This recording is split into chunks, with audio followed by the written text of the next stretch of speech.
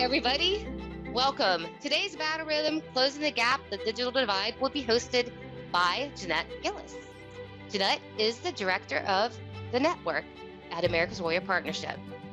The network provides local veteran-serving organizations with connections to national resources when a veteran's request cannot be met locally.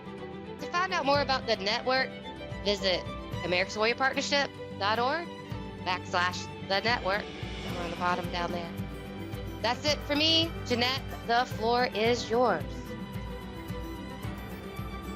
Hello, everyone. Happy 2023. Can you believe it? It's a new year already. I'd like to start out today's Battle Rhythm by welcoming all of our affiliate and partner communities, 4-Star Alliance members, veteran service organizations, and all of our guests that are joining us for the Battle Rhythm today. Our presentation is going to focus on a major barrier for some veterans, digital equity. PsychArmor has created an amazing selection of courses that many of us have experienced. Recently, they have produced 7 new courses dedicated to building veterans' internet experience. However, without internet, these courses and others are not accessible to veterans. It is through their work with Comcast that they have become advocates for improving digital equity. Today's agenda will feature Tina Atherall, CEO from PsychArmor, and Christina Wiskowski, Senior Director for Digital Equity from Comcast. Following, we're going to do a Q&A and a small group collaborative discussions. Today's session will conclude at 3:15. So I'm going to begin by introducing Tina Atherall to you. She is our education and subject matter expert. And I'm going to turn this over to Tina for her presentation. Great. Thanks so much, Jeanette.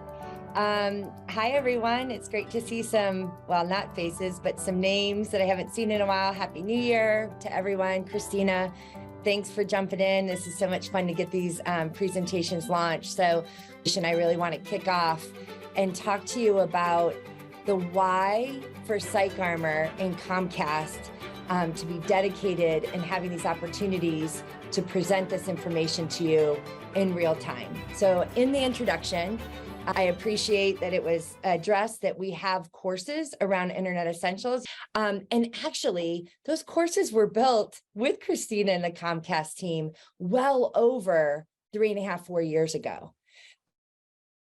Things have changed absolutely fast and furiously since making those courses. And last year, when we were working with the Comcast team and we were thinking about what are some of the areas that we really want to increase some knowledge around, not only things that Comcast is doing, but things that are affecting our military and veteran ecosystem that needs further awareness and resources and understanding.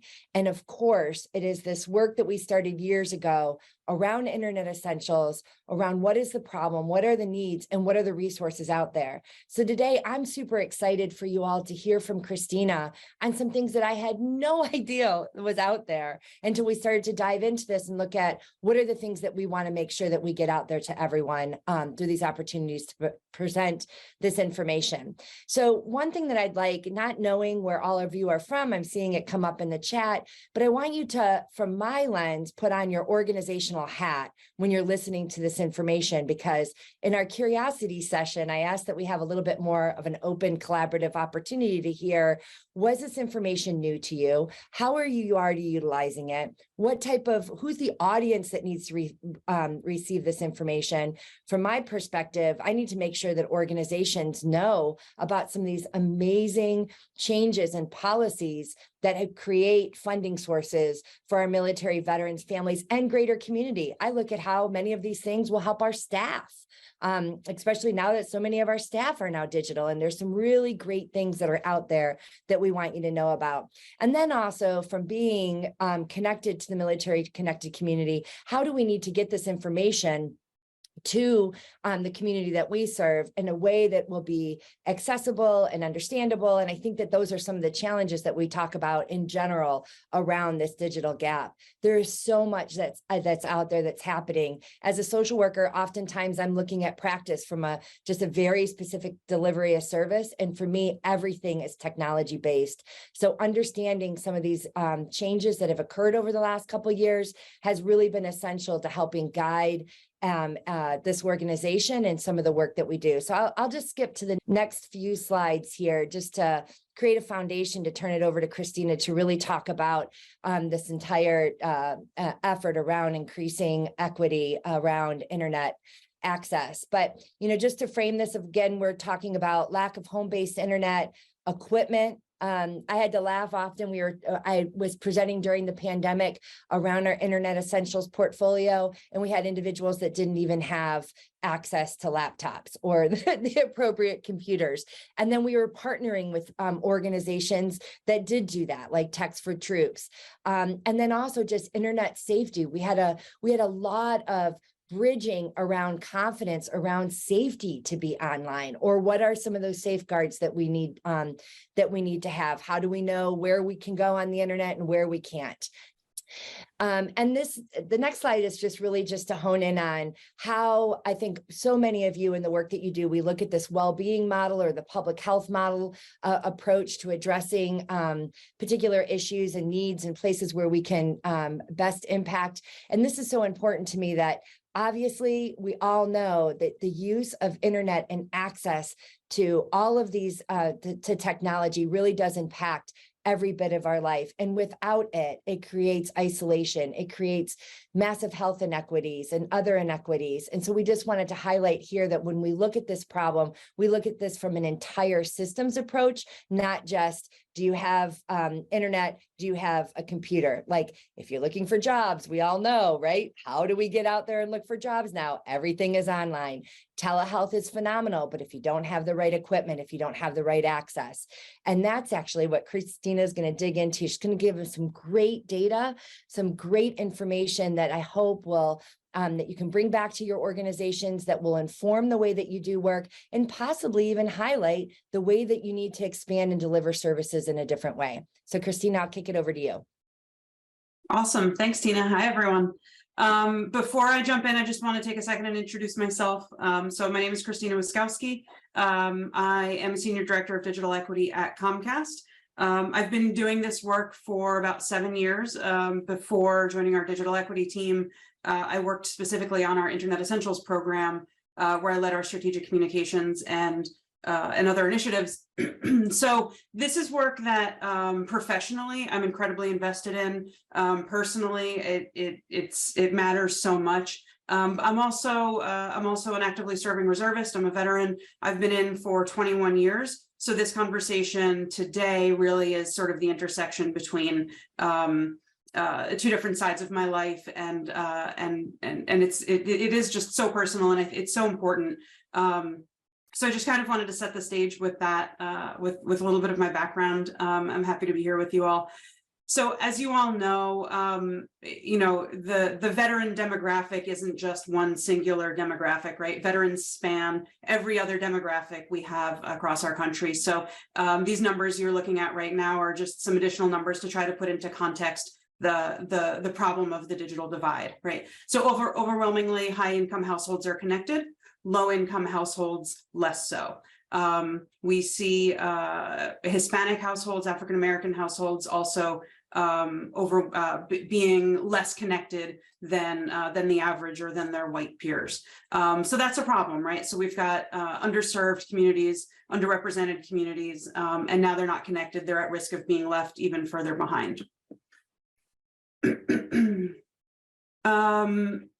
So of course, this affects veterans in a variety of ways, as Tina said. Everything we do now is shifting online, whether it's searching for jobs, whether it's telehealth, and participating in community activities, researching, whatever it may be. So the lack of connectivity is going to affect veterans the same way it's affecting others. One thing that's really interesting is The VA has now conducted a number of studies and pilot programs around healthcare, health access, mental health care outcomes, and they're seeing really positive results for connected veterans. So compared to folks that are not connected, not connected at home or don't have a device, the folks that are connected are accessing care more, and they're having better outcomes. So, you know, that's obviously very top of mind for many of us. The issue of veteran suicide is just, you know, such a big one to try to, you know, wrap our minds around what's going on there. But if this one tactic can be a little bit helpful, then, you know, then it's just so valuable.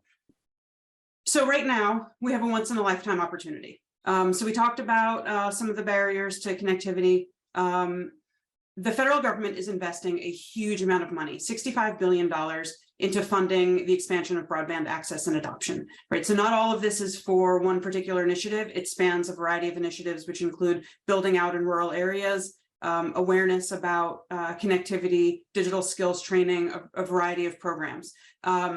What it means for individuals across this country, though, the biggest impact it'll have on them is the Affordable Connectivity Program. So this provides a $30 a month subsidy to reduce the costs of home internet for low-income households. That's amazing, right? We know cost is not the #1 barrier, but when there are other barriers involved and then cost is also on the table, you know, sometimes that may be sort of the straw that broke the camel's back, right? And so people maybe aren't going to take a gamble and try to push through the other barriers if cost is also on the table. So as of right now, for low-income households, the cost barrier is entirely off the table. So who qualifies for that? Any household that participates in a variety of federal assistance programs. And I've got a short list here to give you some examples, but SNAP, WIC, Medicaid, housing assistance, free and reduced price lunch, et cetera. Any household who has a member who participates in one of those programs qualifies for this $30 a month subsidy. It can also be, a person can also enroll through their income, and the income level is 200% of federal poverty guidelines. So for a single person, that's $27,180. For a 4-person household, that's a little over $55,000. So we're not talking about the absolute lowest economic subset here. We're talking about a lot of folks that would probably consider themselves to be middle class and maybe struggling right now. This $30 a month subsidy could really be difference making, right? So the challenge that we see here, though, is not as many folks are signing up as we want them to. There are awareness issues, but I'll get to it in a second. There are some other issues as well that are keeping folks from signing up, and so they're leaving money on the table. You know, I'm sure a lot of you work with veterans who, you know, like many of us say, you know, they're struggling, right? Prices of basic household supplies are going up. Things can be challenging right now. $30 a month can make a significant difference. So right now, only 32% of the eligible population is participating in this program, and we want to see that changed, right? Obviously, I work for Comcast. I want to see that changed because I want to see folks sign up with us. But the other hat I wear, right? I'm a veteran. I care very deeply about my veteran brothers and sisters, and I want to make sure folks have access to the programs that can benefit them and help them get a leg up in their future. Okay, so in 2021, we actually at Comcast, we had a cool opportunity to do a study with the Boston Consulting Group. We had a program, we continue to have a program through which community organizations can pay for internet service for their members. So, you know, whether that's school districts or other community-based organizations. That gave us an opportunity to do some research into, okay, if the cost barrier is taken entirely off the table, why are some households continuing to not sign up? So it was really great timing to have this research ahead of ACP rolling out, because now we have this knowledge that can be very useful. So what you're looking at here are the 4 main reasons that a household will continue to not sign up when offered this internet service for free. So there's awareness about the program, awareness of you know, that it exists, that they can get it for free. Information gaps, so not understanding how they are eligible, if they're eligible, how to apply, what's involved in that process. Trust. Of course, there are some people who think that a free service is probably either not good or not trustworthy. Trust about future costs or contracts, and then trust around sharing personal data, and then structural limitations, right? Folks that that have unstable housing, or maybe face language barriers around how to sign up or how to get that information. Those are the main barriers that we saw when the service is offered for free. Okay, so that leads us to you. So what can you do? So how can we all work together to help people overcome those barriers? So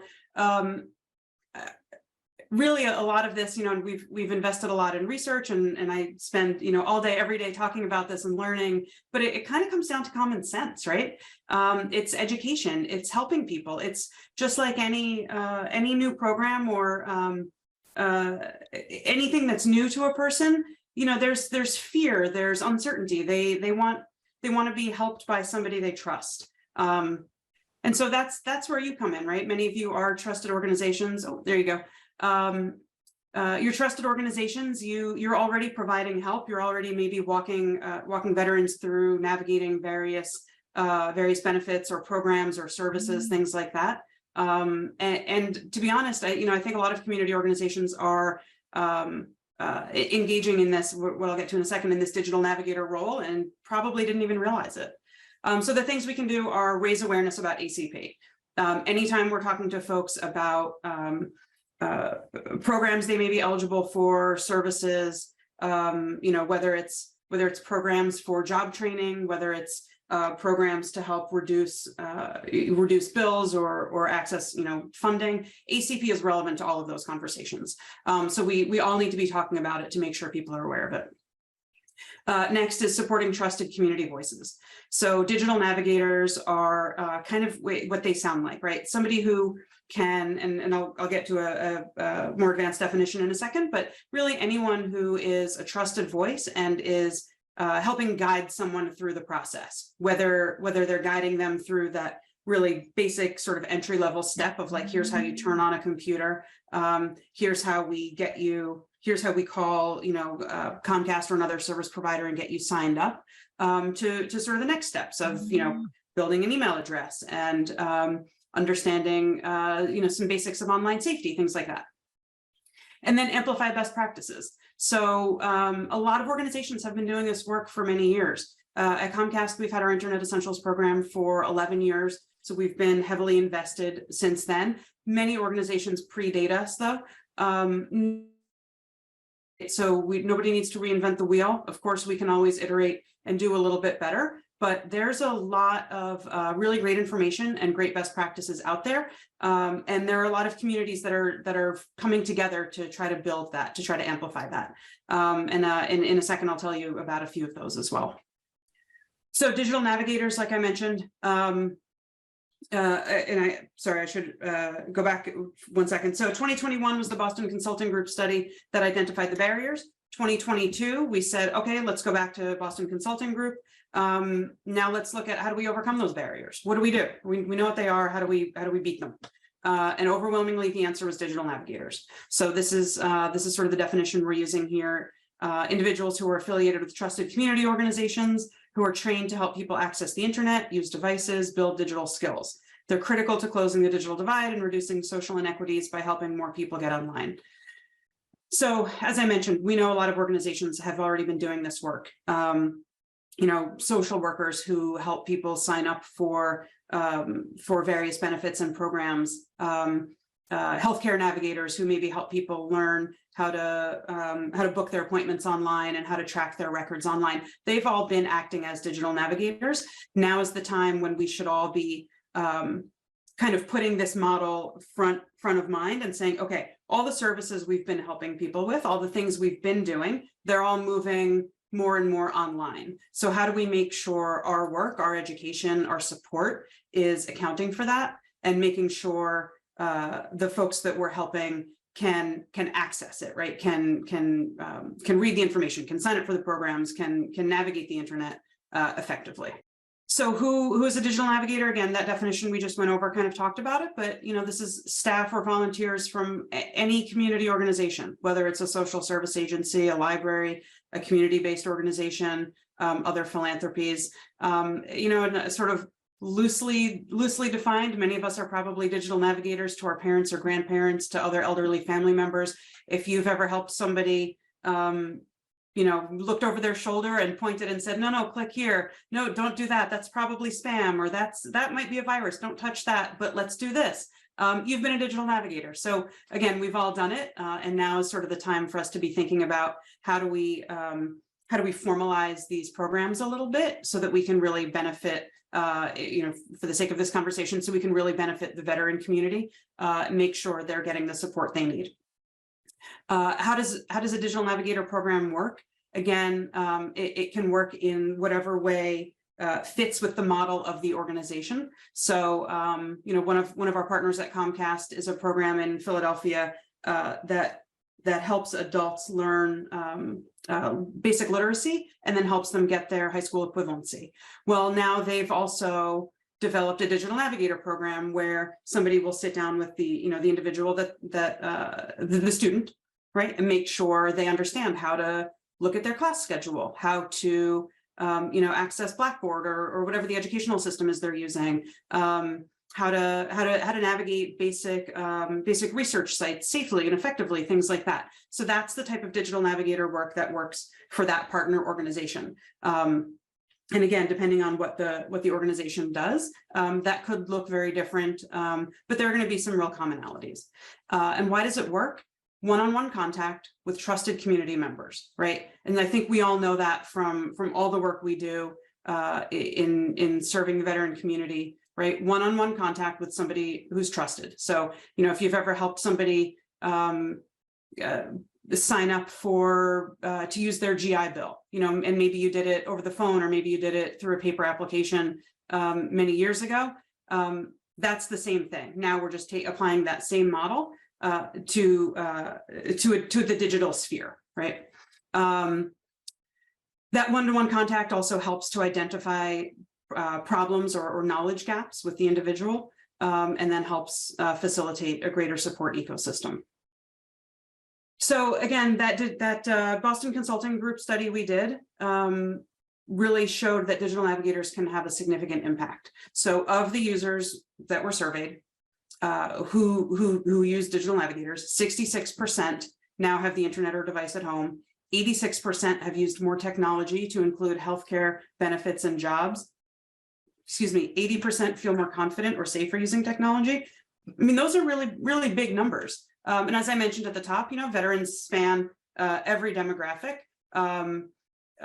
Black and brown communities are less connected than their white peers. So for us at Comcast, in my big picture digital equity role, we're particularly concerned about some of those things. So which is why I have it broken out here. To get a deeper dive though, of the digital navigator users, specifically 44% got better healthcare, 43% got help with food, rent, or other assistance, and 37% got a new or higher paying job, right? I mean, that's huge, right? So almost 4 out of 10 people who worked with the digital navigator got a new or higher paying job. So that the proof is kind of in the pudding there. And I think the numbers really speak for themselves. So as I mentioned, there are a variety of resources out there. What I recommend is do a little bit of research in your area. Who's leading the way? Are there certain like umbrella organizations that are bringing people together and talking about this stuff? If you're not familiar with the National Digital Inclusion Alliance, I strongly recommend you take a look at their website, join their listserv. They've been around for a number of years, but when the urgency of connectivity kind of took off during the pandemic, they've really started to elevate their role significantly, and they're sort of a clearinghouse for information and an advocate for the advocates. They're a great organization. There's another nonprofit called everyoneon.org, and this is a great organization that provides resources on their website. You can put in an address and see all of the low-cost plans that are available to a person there. right? So at Comcast, we have Internet Essentials. Again, anybody who qualifies for ACP also qualifies for Internet Essentials. We have two different speed tiers. One is $10 a month, which would be completely covered by the ACP benefit. The other one is $30 a month, also completely covered by the ACP benefit. So it just depends on what kind of speeds the household may need, and what kind of bandwidth they're looking for. But a number of other companies have similar programs, and Everyone On is a great place to try to find those. Now is if you're going to have a conversation with someone about ACP, great time to say, your ACP pays $30 a month. You might be paying for a higher tier of service than you really need. Let's look at some of these low cost options and see if that provides what you need, and then maybe your internet is totally free, which is pretty incredible. That kind of concludes my prepared remarks. I think there are a few questions here. I don't know how do we want to manage questions? Well, I'll tell you what, I'll read them to you and you can address them.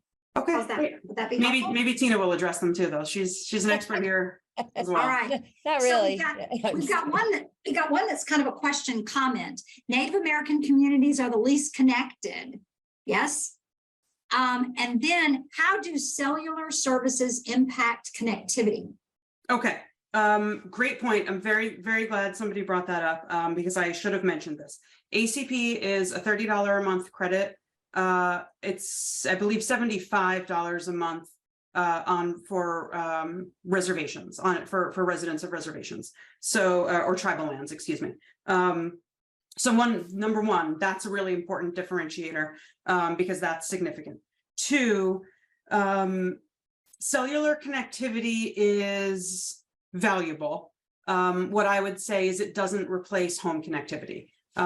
You've got there are more limitations on cellular connectivity, number one. Number two, if the household connectivity comes from mom's cell phone, when mom goes out the door to work or to go grocery shopping or do whatever she's doing, the connectivity has left the house, right? So if there are kids in the household that need to use that connectivity for homework, et cetera, it's not there anymore. And so that is not ideal. That's not ideal. So ACP does cover, does provide benefits for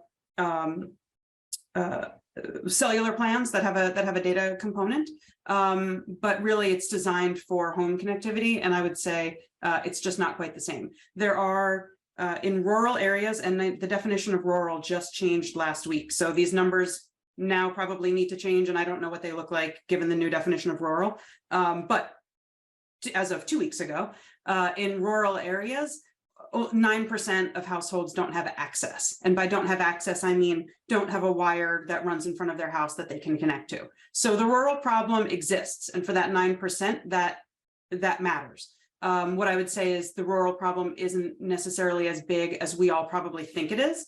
And as I mentioned, the federal government is providing $65 billion to increase broadband connectivity, and part of that is rural build outs.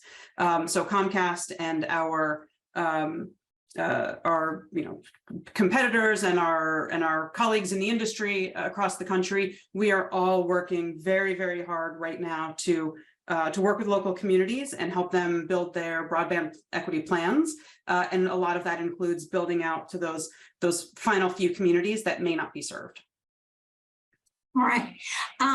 We've got another question here about in terms of access to broadband services. How are we also considering access to the devices? Is that something that's been factored in? Yeah, absolutely. So part of the ACP benefit for providers who participate in it includes a $100 subsidy for a device. At Comcast, we have opted not to participate in that part of the ACP program. However, for our Internet Essentials customers, and whether that's Internet Essentials or Internet Essentials Plus, either at the 50 or the 100 megabit speed tier, our Internet Essentials customers can purchase a subsidized and discounted computer through us, and that's a brand new Dell laptop. So while we're not participating in the $100 credit for ACP, we do have our own internal subsidy and discount for the device. So yes, devices are a barrier. That's very important, and that's why the federal government included it in the ACP program. And Jeanette, can I just add in on this? I think this is the power of this group too, and part of the reason why I was challenging Allison to say, let's have a curiosity session, because I know that there are many experts that are sitting in this room based on what's happening in their own backyards. So in the resource kit that we gave you, the only link that we gave you for another nonprofit that we're working with in terms of at Psych Armor is Tech for Troops, because exactly that they came to us and said, this is great with the Internet Essentials, but do you know if they have a computer or laptop? For the questions around our indigenous lands, our tribal lands, rural, I've just recently been watching the amazing work at Hesperus that is working on getting laptops and digital products to our Native and Indigenous communities through a Microsoft initiative. So I think there is a ton out there that we all need to learn about, right? And one of the things that I was fascinated about when digging into Christina's work is the intersectionality around where veterans or military families fit in this broader aspect of bridging the digital divide. So these lift zones, the areas where we can go in public libraries, et cetera, et cetera. I think it's now honing this down to our veteran specific community and saying, let's put the veteran overlay to it. Here's where we can fill in the gaps. And there's already some of these things that are being done. It is really where I'm interested too. And from Psych Armor's standpoint, as we educate and raise awareness to this problem, and not just the problem, I should say, but the expansion and the great work that's being done, how do we make sure that we make this connection at the community-based level, which is what y'all do through Battle Rhythm. So it was just, I'm so excited to hear what everyone's doing. Well, that is so great that you are, because that's a perfect segue. One of our communities, Alaska Warrior Partnership, Jesse is a lead there, and he wants to share how his community has taken part in the nationwide initiative. So Jesse, you're up. Can you share with us your thoughts and what your experience has been? Yeah, we're currently working with a couple different organizations, and we're going throughout Alaska remotely in Alaska. So if you don't know, Alaska is massive. So it's essentially traveling from LA to Chicago to get to some of these communities here in the state. But it's all very remote. So our goal is to get out into these communities, listen to the veterans that are out there, see what hiccups they're having with internet connectivities, coming back to our community and figuring out a good game plan to establish and solve their issues. So. Okay. All right. Does anybody else have a question or a comment that they want to share?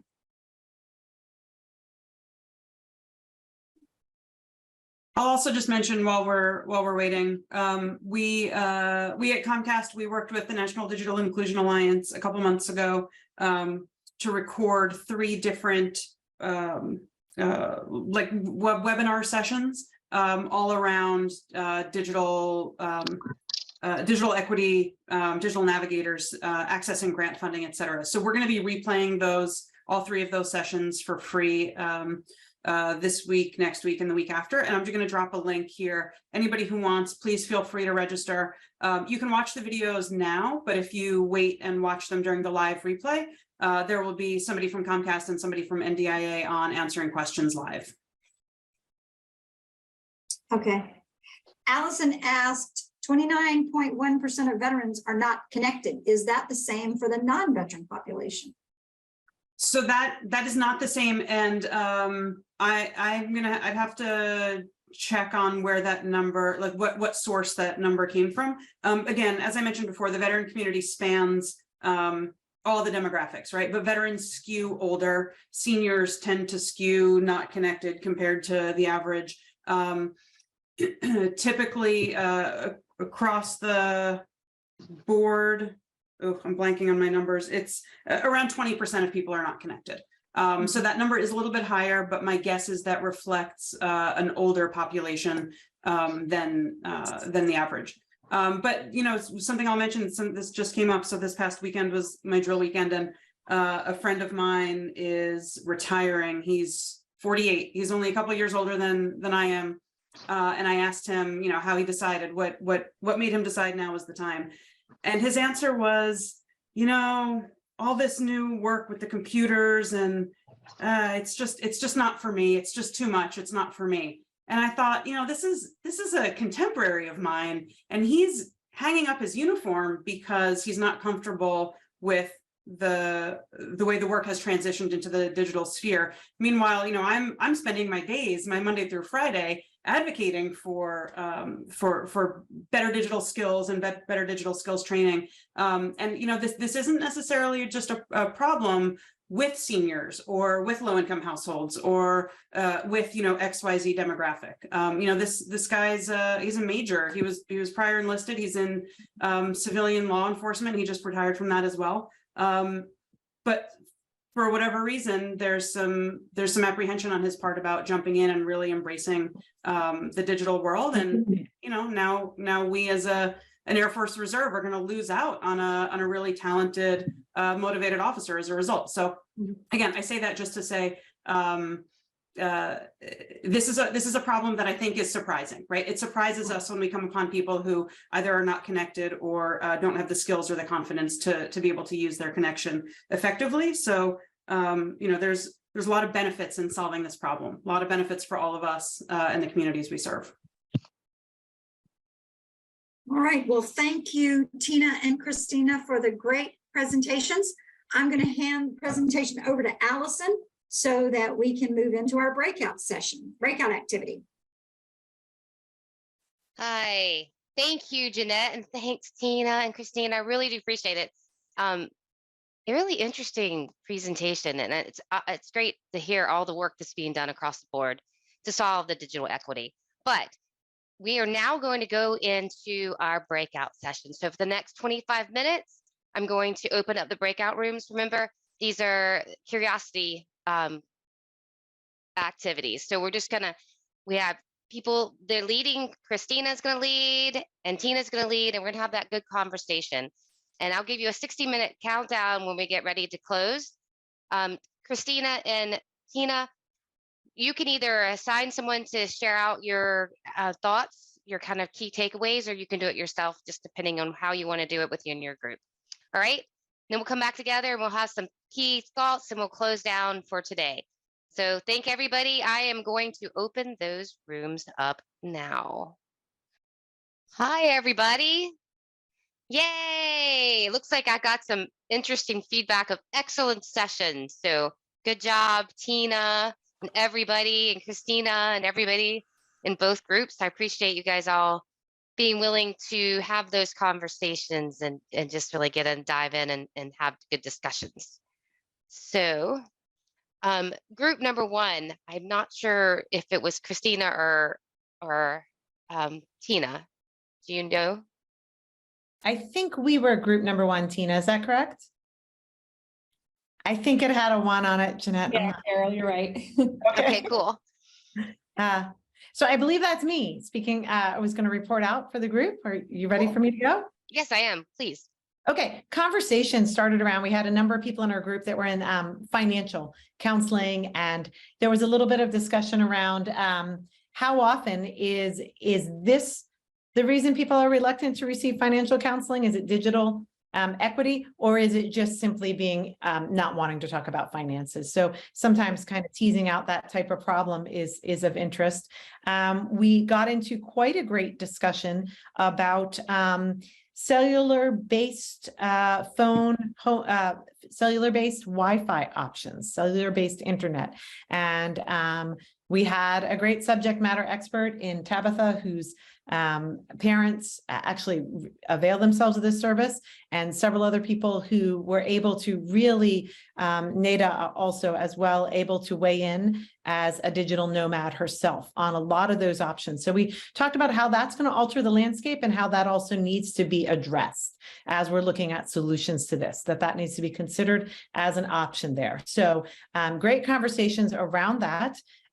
We also talked a little bit about how We were talking about in remote populations, how oftentimes the solution is to have a public Wi-Fi at a Legion or a post, and how that actually can be a social justice issue, telling people that they need to come into this site. And so that's actually was the lead in for us talking about the cellular based Wi-Fi and how that might be a better solution that is more just and equitable across all populations.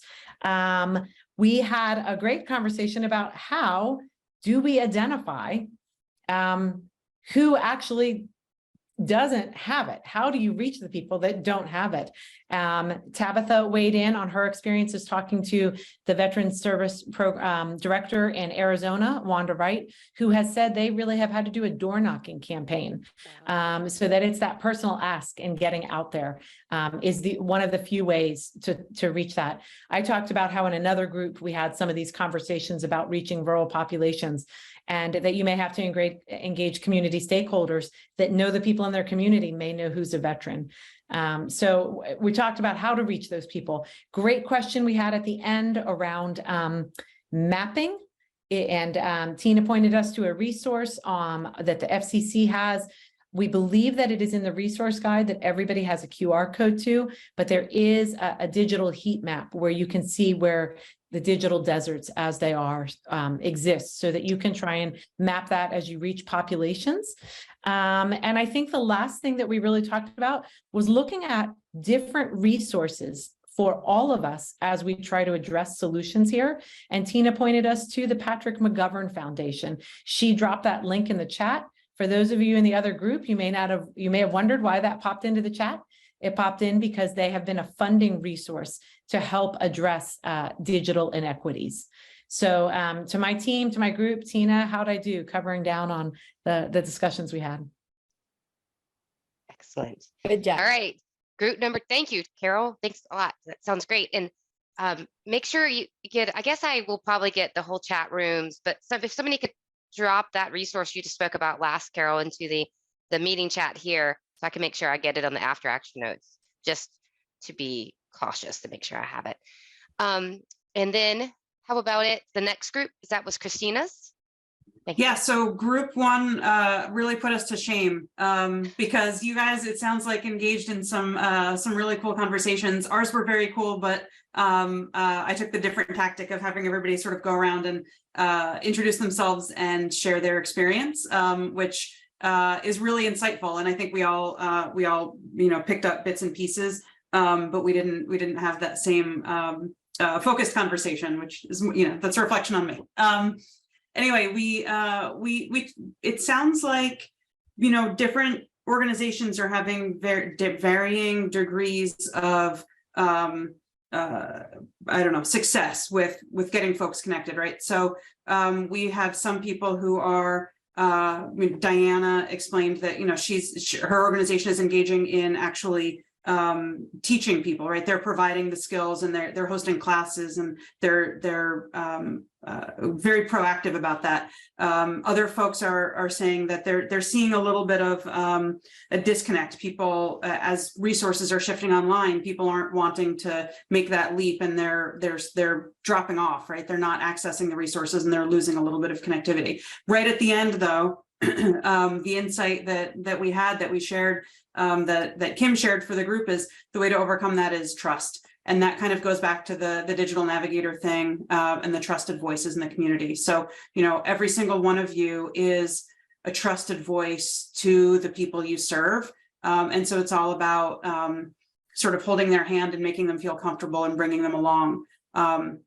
When we at Comcast, when we created our Internet Essentials Partnership Program, which I mentioned, through which organizations can fund connectivity for their families, for their households, I can't remember if it was Philadelphia or Chicago, but they were looking at their success rates. So everybody in the school district had the ability to sign up and get connected for free because of this partnership program, which was going to pay for it.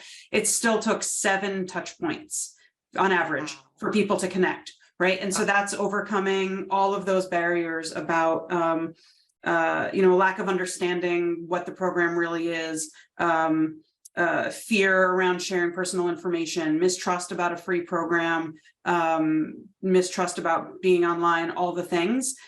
So it took 7 different touch points from an organization they trust, right? Because their kids are a part of that school district and they engage with that school district very closely. So I think that's a really good lesson for all of us that, we can't just flip a switch and say, you know me, you trust me, get online, go, right? We've got to put in the work, which is challenging. It's really challenging. So that my group was more about the personal, the sharing of experiences. What I would like to ask is I would love if folks would connect with me. I would love to continue this conversation with anybody who wants to, either as a group or as individuals, and see, how can we learn from each other and how can we support each other? Excellent. Thank you. Actually, I love the fact that groups take different tacks. Honestly, to me, it just makes it even better because we get to kind of hear both sides of the same issue. It's kind of interesting. Jeanette, thank you. And everybody, thank you for participating. I'm going to hand it back over to Jeanette to close it out. Go ahead, Jeanette. Uh-oh. It always helps if I unmute myself. We would like to thank Tina and Christina again for their informative presentations and also share an upcoming opportunity from Mission Continues. To honor Martin Luther King Jr. National Day of Service, the Mission Continues is organizing a service events that exemplify the values Dr. King championed, honor his legacy, and tackle the challenges our communities are facing like never before. This is a special opportunity for veterans, military families, and non-veterans to come together to make a difference in their community through service. Please join Mission Continues in whatever capacity you can. You can find more information at www.missioncontinues.org/MLK-Day. This information will be listed in our after action report as well. Thank you all for collaborating and sharing. At America's Warrior Partnership, we partner with communities to improve veterans' quality of life and thereby reduce veterans' death by suicide or self-harm. We believe communities are best equipped to improve the quality of life for veterans. Our goal at America's Warrior Partnership and our goal today is to provide community partners like yourselves with support, information, and best practices to help you deliver quality services to veterans in your community. The next Battle Rhythm will be on February 6th, and it is focused on veteran home ownership. So that one should be really interesting to a lot of you. I know it is going to be a special one for me. We get a lot of those requests here at the network, so we hope you can attend, and we thank you. Happy 2023, and have a great rest of your day. Bye.